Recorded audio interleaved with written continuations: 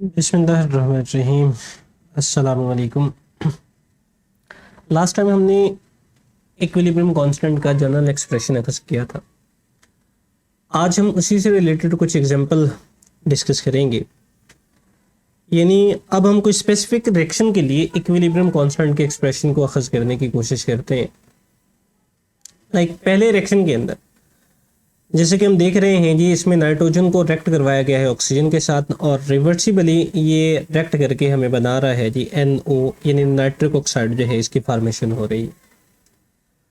सो यहाँ से हमारे पास जो आ रहा है, जो हमें इंफॉर्मेशन मिल रही है वो ये है कि हमारे पास जो रेट ऑफ फॉरवर्ड रिएक्शन है ये डायरेक्टली प्रोपोर्शनल है।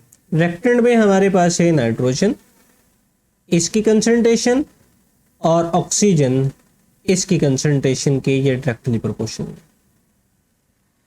यहां से अगर हम प्रोपोर्शनलिटी का साइन खत्म करते हैं तो हम कांस्टेंट ऐड करेंगे, यानी RF इज इक्वल टू, यहां पर कांस्टेंट हमारे पास होगा जी KF, यानी फॉरवर्ड डायरेक्शन का constant.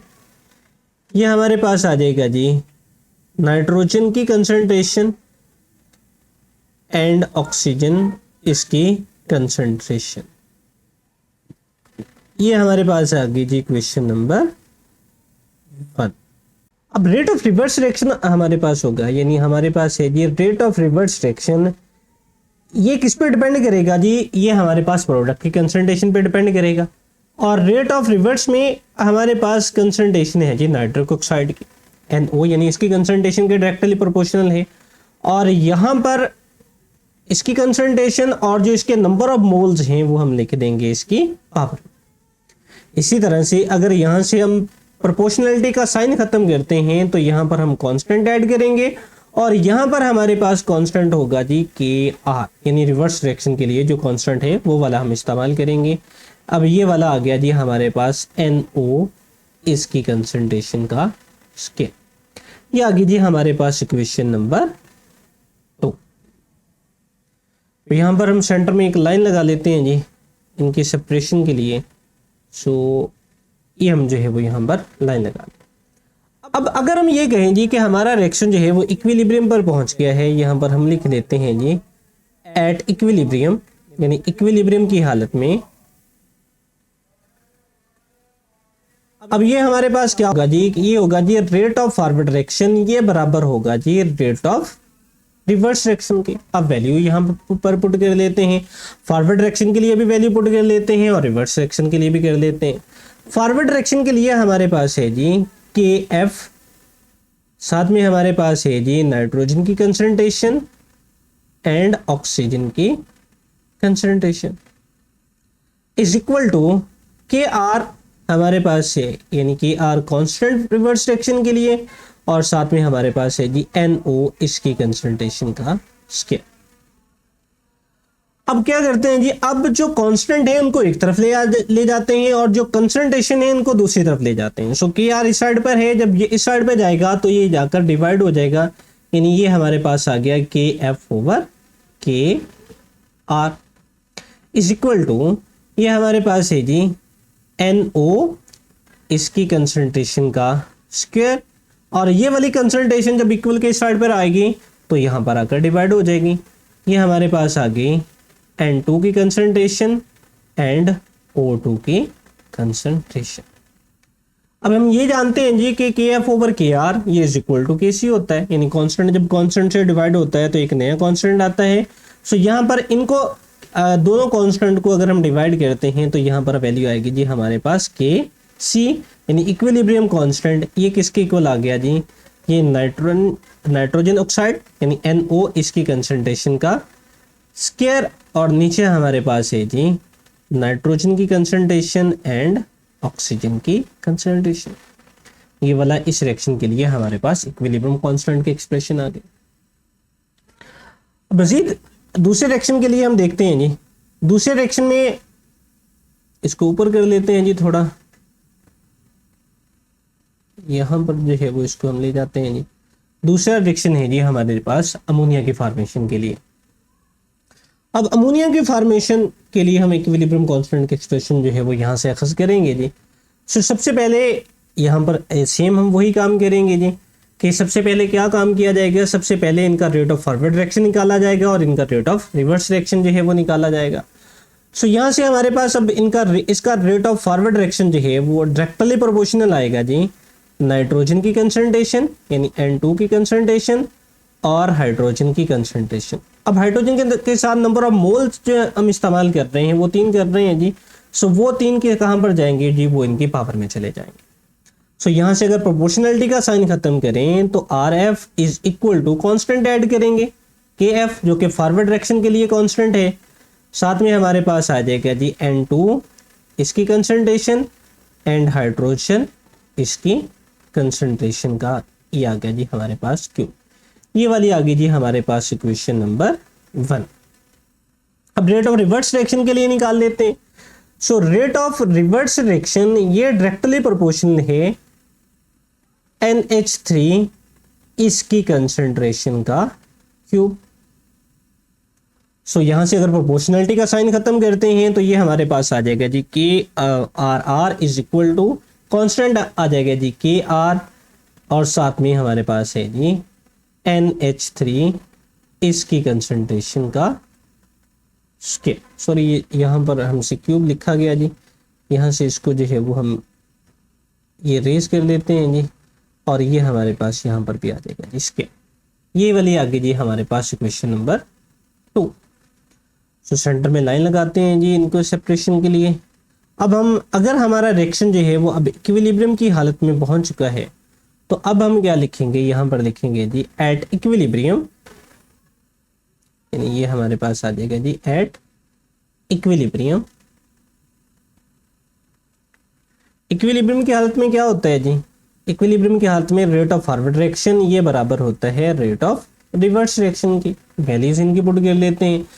Rate of forward direction की वैल्यू हमारे पास है जी, ये हमारे पास है जी KF, साथ में हमारे पास नाइट्रोजन की कंसंट्रेशन है N2 की कंसंट्रेशन और साथ में हाइड्रोजन की कंसंट्रेशन है H2 की कंसंट्रेशन का क्यूब इज इक्वल टू, साथ में हमारे पास रिवर्स डायरेक्शन है जी इसकी वैल्यू पुट कर लेते हैं जी, ये हमारे पास है जी KR, ये आगे जी NH3 इसकी कंसंट्रेशन का स्केल।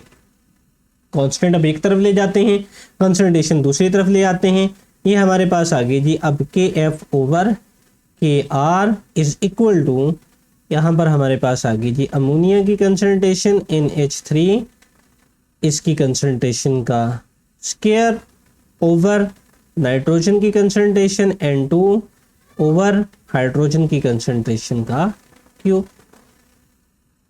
अब ये वाली कांस्टेंट जब कांस्टेंट के साथ डिवाइड होता है तो एक नया कांस्टेंट आता है। यहाँ पर कांस्टेंट हमारे पास आएगा जी इक्विलिब्रियम कांस्टेंट यानी Kc इज इक्वल टू, ये हमारे पास आ गया जी NH3 इसकी कंसंट्रेशन का स्केयर ओवर, यहाँ पर हमारे पास आ गया नाइट्रोजन की कंसंट्रेशन और हाइड्रोजन की कंसंट्रेशन का क्यूब। सो ये वाला एक्सप्रेशन हमारे पास आ गया जी अमोनिया के लिए इक्विलिब्रियम कांस्टेंट एक्सप्रेशन। अब इसके साथ हम डिस्कस करने जा रहे हैं जी इक्विलिब्रियम कांस्टेंट और इसके यूनिट। इक्विलिब्रियम कांस्टेंट कैसे निकाला जाता है जी, इसका एक्सप्रेशन हमने देखा, हमने जनरल रिएक्शन के लिए भी देखा और आज जो है वो स्पेसिफिक एग्जांपल के अंदर भी हमने देखा। अब यहाँ पर अगर मैं जर्नली बात करूँ तो जर्नली यहाँ पर हमने ये कहा कि हमारे पास Kc यानी इक्विलिब्रियम कांस्टेंट है क्या, इक्विलिब्रियम कांस्टेंट है जी रेशो किनके दरमियान में, प्रोडक्ट जो है वो ऊपर वाली साइड पर है हमारे पास और रेक्टेंट जो है वो नीचे वाली साइड पर है, यानी प्रोडक्ट की कंसंट्रेशन है ओवर रेक्टेंट की कंसंट्रेशन, इनके दरमियान में रेशियो है और जो इनके कोएफिशिएंट हैं वो इनके पावर में चले जाते हैं। अब ऊपर वाली साइड पर प्रोडक्ट से यानी हम जो हासिल कर रहे हैं यानी रेक्ट करने से जो चीज हमारे पास बन रही है, और नीचे वाली साइड पर रेक्टेंट है यानी जो रेक्ट कर रहे हैं। सो इनके दरमियान में रेशियो है, इसको हम इक्विलिब्रियम कांस्टेंट कहते हैं। अब इसी को हम डिफाइन करेंगे। सो नेक्स्ट पेज की तरफ हम चलते हैं जी। सो ये हमारा नेक्स्ट जो है वो टॉपिक यहाँ से स्टार्ट होता है जी, जो है इक्विलिब्रियम कांस्टेंट और इसके यूनिट। सो इक्विलिब्रियम कांस्टेंट की अगर हम यहाँ पर डेफिनेशन लिखी गई है कि इक्विलिब्रियम कांस्टेंट है क्या, जैसे कि मैं पहले कह चुका हूँ कि इक्विलिब्रियम कांस्टेंट बेसिकली हमारे पास रेशियो है किनके दरमियान में, प्रोडक्ट और रेक्टेंट के दरमियान में। सो यहाँ पर यही कुछ लिखा गया है जी, equilibrium constant is the ratio of product of concentration of the products. यानी ये यहाँ पर ये वाला जो प्रोडक्ट का लफ्ज इस्तेमाल किया गया है ये हासिले ज़रब के लिए किया गया है। जैसे कि अगर मैं ये हमने जनरल रिएक्शन के लिए ये कहा था जी कि के सी इज इक्वल टू, हमने ये बात की थी कि सी की पावर जो है वो सी, इसी तरह से डी की पावर हमने कहा था जी ओवर स्मॉल डी, ओवर ए की पावर जो है वो स्मॉल ए, और इसी तरह से हमने कहा था जी कि बी की पावर स्मॉल बी। ये जनरल रिएक्शन के लिए हमने कहा था। अब ये वाला जो है यानी इसमें is the ratio of the product of the concentration of the products, ये वाला जो प्रोडक्ट है ये इनके हासिले ज़रब है, यानी सी और डी के दरमियान का जो हासिले ज़रब है।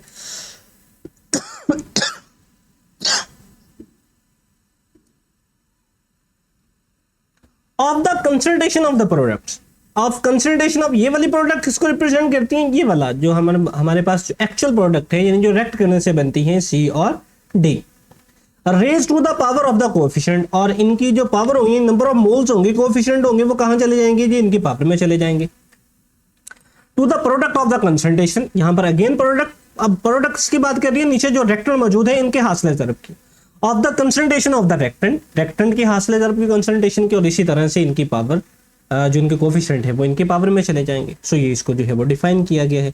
नीचे यही कुछ जो है वो दोबारा फार्मूले में लिख दिया गया है कि c product of the concentration of the product raise to the power of the coefficient, और नीचे जो है वो product concentration of the reactant raise to the power of the concentration. So mean to say कि product हमारे पास जो है वो इसके जो है वो ऊपर वाली साइड पर मौजूद है, और जो रेक्टेंट है वो नीचे वाली साइड पर मौजूद है। सो अब किसी भी रिएक्शन के लिए एक्चुअल ये है जी कि अब किसी भी रिएक्शन के लिए हम इसके यूनिट की वैल्यू को कैसे फाइंड कर सकते हैं। यहाँ पर हम एक रिएक्शन कुछ रिएक्शन लिखते हैं जी, और उनके यूनिट की वैल्यू जो है वो फाइंड करते हैं कि उनके यूनिट जो है वो हमारे पास क्या निकले। लाइक हमारे पास है जी हाइड्रोजन और आयोडीन, चैप्टर के स्टार्ट के अंदर में हम ये रिएक्शन पढ़ चुके हैं। ये रिवर्सिबली अगर रिएक्ट करते हैं तो बनाते हैं जी हाइड्रोजन आयोडाइड। अब इसके लिए जो हमने Kc की वैल्यू निकाली थी, Kc इज इक्वल टू, ये हमने निकाली थी जी हाइड्रोजन आयोडाइड, इसकी कंसंट्रेशन की जो है वो स्क्वायर, ये हमारे पास नीचे आ गया जी हाइड्रोजन की कंसंट्रेशन एंड आयोडीन इसकी कंसंट्रेशन। और कंसंट्रेशन की हमें यूनिट भी पता है। कंसंट्रेशन के यूनिट हमने क्या कहा था जी कि कंसंट्रेशन के यूनिट हमारे पास क्या होते हैं जी, ये होते हैं जी मोल पर डेसीमीटर क्यूब। अब इनकी जगह पर यानी कंसंट्रेशन की जगह पर हम इनके यूनिट जो है वो पुट कर देते हैं।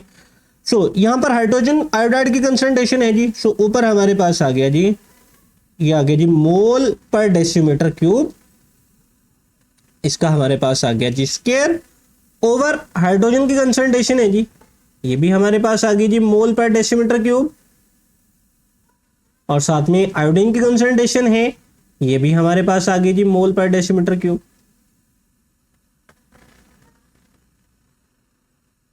यहां पर लाइन लगा लेते हैं जी। सो ये हमने इनके जो है वो यूनिट जो है वो लिख दिए। अब क्या है जी, अब ये देखिए ये हमारे पास है मोल पर डेसीमीटर क्यूब, नीचे भी मोल पर डेसीमीटर और मोल पर डेसीमीटर, यानी मैं इसको इस तरह से करके लिख लेता हूं जी कि ऊपर वाली साइड पर हमारे पास है मोल पर डेसीमीटर क्यूब, इसका है जी स्क्वायर, और नीचे हमारे पास है जी मोल पर डेसीमीटर क्यूब और मोल पर डेसीमीटर क्यूब, यानी इसको मैं लिख सकता हूं जी कि मोल पर डेसीमीटर क्यूब इसका स्क्वायर। सो अब क्या होगा जी, इस वाले स्क्वायर के साथ ये वाला स्क्वायर जो है वो कैंसिल हो जाएगा। सो ऐसी सूरत में हमारे पास Kc का कोई यूनिट नहीं होगा, यानी Kc हैव नो यूनिट। या आसान लफ्ज़ों में अगर मैं कहूँ तो मैं ये कह सकता हूँ कि अगर आपके पास रिएक्टेंट और प्रोडक्ट की कंसंट्रेशन एक जैसी है तो ऐसी सूरत में जो है वो Kc का कोई यूनिट भी मौजूद नहीं होगा। अब एक और एग्जांपल देख लेते हैं और इस हवाले से जो है वो Kc के यूनिट जो है वो फाइंड कर लेते हैं, इसको ऊपर की तरफ ले जाते हैं। अब हम कहते हैं जी यहाँ पर हम लिख लेते हैं जी, लाइक हमने पीछे किया जी रिएक्शन अमोनिया के लिए, N2+3H2 ये रिवर्सिबली रिएक्ट करते हैं जी और बनती है जी अमोनिया यानी 2NH3। ये रिएक्शन अभी हम पीछे जो है वो इसकी एक्सप्रेशन जो है वो निकाल चुके हैं। सो इसके लिए केसी का एक्सप्रेशन हमने निकाला, यानी केसी इज इक्वल टू, वहां पर हमारे पास आया था जी NH3 इसकी कंसंट्रेशन का स्क्वायर ओवर N2 की कंसंट्रेशन एंड H2 इसकी कंसंट्रेशन का क्यूब। अब इनकी जगह पर जो है वो इनकी वैल्यू जो है वो पुट कर लेते हैं, यानी इनके यूनिट जो है वो पुट कर लेते हैं। सो अमोनिया की कंसंट्रेशन मोल पर डेसीमीटर क्यूब, इसका हमारे पास आ गया स्क्वायर ओवर नाइट्रोजन की कंसंट्रेशन हमारे पास है मोल पर डेसीमीटर क्यूब, और इसी तरह से हाइड्रोजन की कंसंट्रेशन हमारे पास आ गई जी मोल पर डेसीमीटर क्यूब, और इसका हमारे पास आ गया क्यूब। अब ये वाला जो है हमारे पास ऊपर है जी ये वाला स्क्वायर, नीचे है क्यूब। सो ये वाला स्क्वायर जो है वो इस वाले स्क्वायर के साथ हो गया कैंसिल। बाकी अब हमारे पास क्या बच गया, बाकी हमारे पास ये बच गया जी 1 ओवर, ये भी मोल पर डेसीमीटर क्यूब रह गया, ये भी मोल पर डेसीमीटर क्यूब रह गया। सो अब ये वाला हमारे पास क्या आ गया जी, ये आ गया जी मोल पर डेसीमीटर क्यूब, इसका हमारे पास आ गया स्क्वायर। या इसको मैं लिखना चाहूं तो मैं अब इसको इस तरह से लिख दूं कि ये हमारे पास Kc इज इक्वल टू, यहाँ पर जो है वो लाइन लगा लेते हैं जी, Kc इज इक्वल टू, अब ये हमारे पास आ गया जी 1 ओवर, यानी स्क्वायर को खोल के लिख दें तो ये आ गया जी मोल स्क्वायर और डेसीमीटर की आ गया -6। अगर इसको ऊपर की तरफ ले जाते हैं सो अब इनके ये जो पावर के साइन है वो चेंज हो जाएंगे, ये हमारे पास आ जाएगा जी मोल -2 और डेसीमीटर की आ जाएगा +6। सो ऐसी सूरत में Kc के ये वाले हमारे पास जो है वो यूनिट होंगे। सो इट्स मीन जो Kc है इसके यूनिट डिपेंड कर रहे हैं जी रिएक्टेंट और प्रोडक्ट की कंसंट्रेशन के ऊपर। सो इसका कोई स्पेसिफिक यूनिट नहीं है कि हमेशा यही होगा, अगर कंसंट्रेशन चेंज होती जाएगी तो साथ में इसके यूनिट जो हैं वो भी चेंज होते जाएंगे। सो ये था जी आज का हमारा टॉपिक, जिसमें फर्स्ट ऑफ ऑल हमने कुछ रिएक्शंस के लिए Kc की वैल्यू जो है वो फाइंड की, और उसके बाद हमने इक्विलिब्रियम कांस्टेंट और इसके यूनिट के हवाले से जो है वो बात की। सो आज का लेक्चर जो है वो यहाँ पर ख़त्म होता है जी। अल्लाह हाफिज़।